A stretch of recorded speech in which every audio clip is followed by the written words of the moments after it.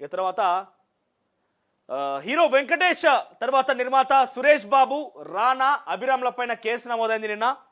So Jubilee hills దగ్గర film Nagar ఉన్నటువంటి ఒక ల్యాండ్లో 1000 గజాల స్థలంలో వాళ్ళు లీజ్కి ఇచ్చారు. 2014లో లీజ్కి ఇచ్చారు. ఎవరు? సురేష్ బాబు.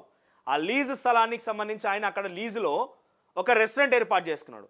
సో దాంతో పాటుగా పక్కనే రానాకు సంబంధించి రానా పేరుతున్నటువంటి ఇంకొక ల్యాండ్ కూడా బహుశా ఆ కుటుంబానికి సంబంధించి ఇంకొక పేరుతో ఉన్నటువంటి ల్యాండ్ కూడా అది కూడా లీజ్ తీసుకున్నారట. అయితే లీజ్ అగ్రిమెంట్ పూర్తయిపోయినా కూడా ఆ వ్యక్తి అక్కడి నుంచి పోవడం లేదని చెప్పి వీళ్ళు వచ్చి కూల్చిరన్నట్టుగా ఒక విషయం ఉన్నది. అయితే అంతకు ముందే ఆ వ్యక్తి ఎవరైతే ఉన్నారో నందకుమార్ అనే వ్యక్తి అంతకు ముందే ఆ ల్యాండ్ లీజ్ తీసుకున్న వ్యక్తి పేరు నందకుమార్. ఈ నందకుమార్ అనే వ్యక్తి హైకోర్టును ఆశ్రయించి అక్కడికి పోయి స్టే తీసుకొచ్చుకున్నాడు. ఏమని?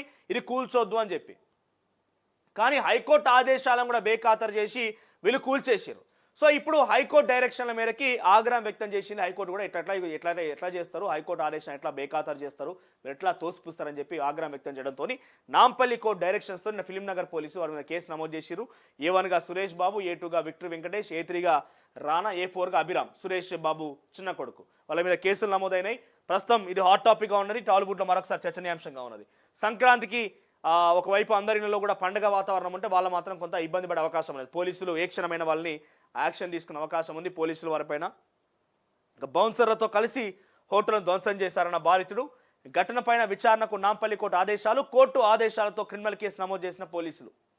సో హైకోర్టు ఆదేశాలున్నా బేఖాతరు చేసిరట. అయితే ఇక్కడ వీళ్ళ వర్ష ఎట్లా ఉందనంటే, మేము నందకుమార్కి మా ల్యాండ్ లీజ్కి ఇస్తే ఆ వ్యక్తి ఆయనే ఓనర్గా భావించి మేమిచ్చిన ల్యాండ్ లీజ్ని కాస్త ఆయన ఇంకొకరికి లీజ్ రాసిండట అనే ఆరోపణ వీరు చేస్తున్నారు.